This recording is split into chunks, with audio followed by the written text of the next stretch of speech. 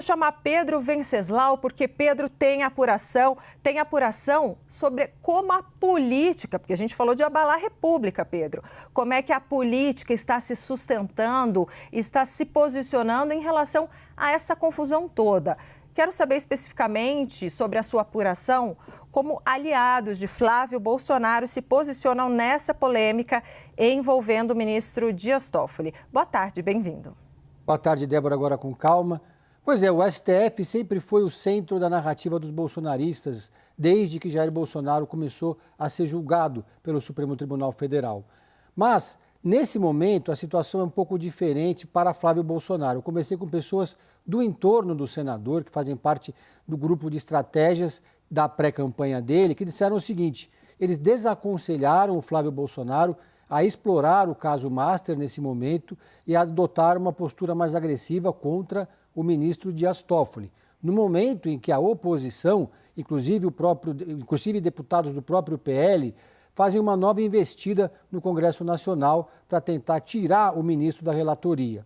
Dizem ainda que Flávio Bolsonaro vai defender, obviamente, que a investigação deve continuar, vai defender a transparência, pode até criticar o ministro Dias Toffoli, mas num tom muito diferente daquele que já foi adotado em outros momentos.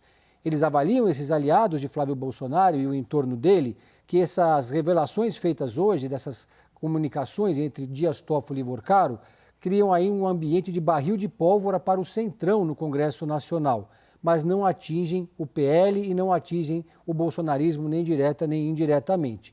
Eles classificam o caso como extremamente grave e dizem que esse é um caminho sem volta para Dias Toffoli, que não há a menor condição dele continuar como relator do caso ou mesmo no STF. Mas Flávio Bolsonaro vai adotar, segundo essas fontes, uma postura de um pouco mais de cautela.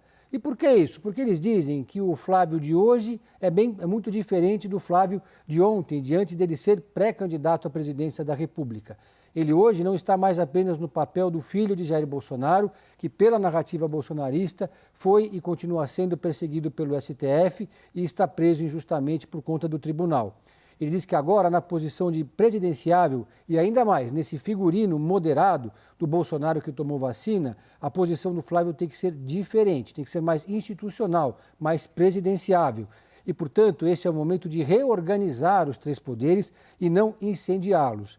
Dizem ainda que a avaliação entre os bolsonaristas do entorno de Flávio é que o impacto para esse campo político especificamente vai ser zero, mas pode atingir mais diretamente o governo e partidos do Centrão, que nesse momento estão flertando com a candidatura de Ratinho Júnior, ou de Eduardo Leite, ou de Ronaldo Caiado, do PSD.